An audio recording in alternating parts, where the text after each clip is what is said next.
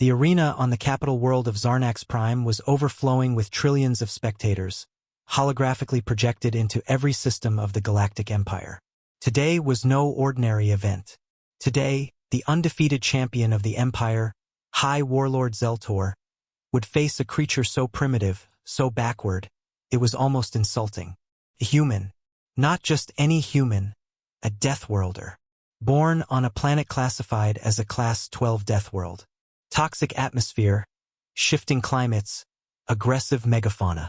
By all logic, humans should not even exist. But they did. And worse, they were spreading.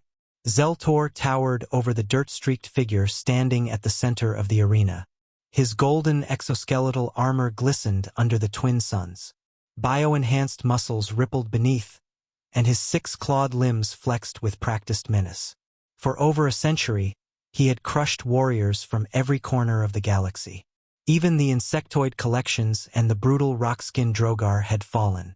And yet this human stood before him, arms loose, expression lazy. "What's your name, Deathworlder?" Zeltor growled, voice amplified for dramatic effect. The human, barefoot, shirtless, a scar running from his brow to his chin, grinned. "Name's Briggs." Laughter echoed across the systems. The Emperor himself leaned forward in his royal pod, smirking. Sending a human to fight Zeltor was meant as a political message to humiliate Earth and silence their arrogant ambassador once and for all. The gong rang. Zeltor charged. 12 feet of living weapon launched forward like a missile. The ground cracked under his weight. He roared, bringing down his top 2 arms in a diagonal cleave, ready to end it in one glorious stroke. Briggs didn't move. Not until the very last second. With casual ease, he stepped inside the swing and punched. One punch. Right to Zeltor's chest. Silence fell across the galaxy. The warlord stopped mid-motion. A strange, confused look crossed his eyes. Then his armor cracked. His knees buckled. His towering form collapsed into the dust with a thundering crash. Dead. One punch. The silence was unbearable. Then came chaos. Analysts screamed, trying to process what happened. Medical drones hovered above Zeltor's corpse. His ribcage had been pulverized. His primary heart, destroyed. And the backup one had ruptured under the shockwave. From one simple human punch. Briggs yawned. Was that it? He muttered, glancing around as if hoping for a second round. On Earth, cheers erupted.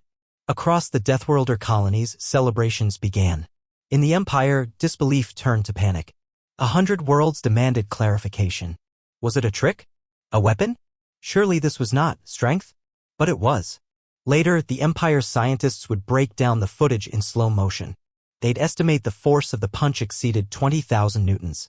They'd discover that the human body, forged through evolution under 1G gravity, unpredictable climate, and constant survival stress, produced reflexes and power unmatched by most species. And that was just a regular human. Briggs wasn't enhanced. He hadn't trained in any galactic martial school. He was a lumberjack from Alberta who liked bar fights and strong coffee. The Empire had sent their best. And learned a terrible truth: humans didn't need advanced weapons or fleets of dreadnoughts or psychic augmentation. They just needed their fists. Briggs looked at the shocked announcer drone floating nearby. "Do I get a trophy or something?" The drone stammered.